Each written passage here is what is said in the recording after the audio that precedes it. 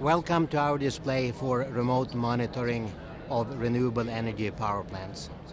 I'm Benny Nyberg, Business Development Manager for Renewable Energies.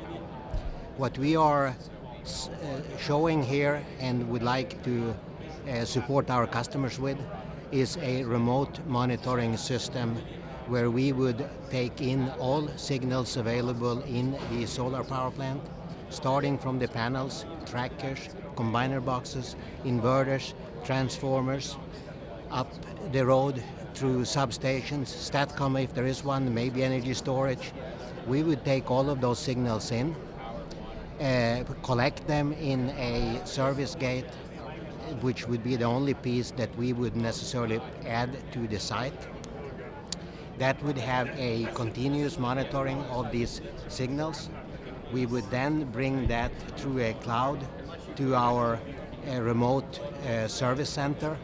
This would also be information available through web portals, could even be available on your mobile device for you to review. But what we would do with that information is to take an initial measurement as a fingerprint. We would use that as a baseline, and then we would continuously monitoring your plant, and with that be able to see if something is happening. As an example, 1 megawatt of a power plant is typically like 6 acres of panels, so that's a quite large area. We may see through our monitoring and comparing with that baseline that all of a sudden one part of the array is no longer really keeping up with the rest of it. So then you would ask why? Why is it that this portion is no longer producing at par with the rest?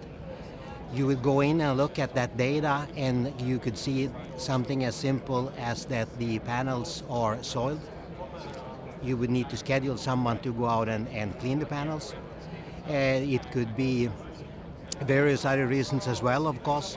One being, we may see that a tracking system does not appear to move the panels in the right order any longer as it's keeping up with things.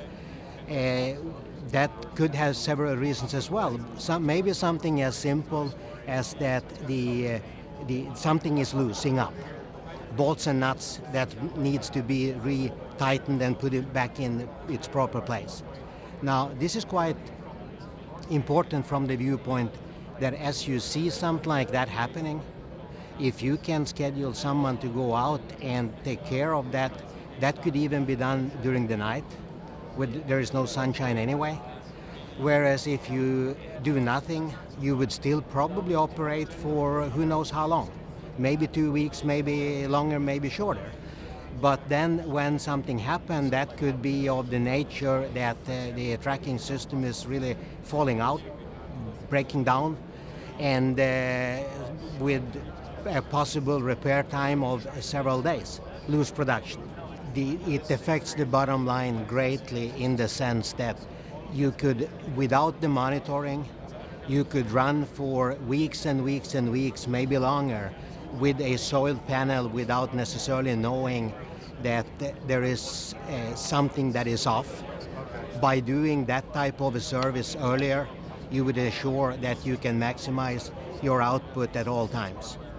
Looking at the again more of a preventive maintenance thing, you have even more the benefit of being able to address something based on the actual needs rather than reactively fix something after it has broken.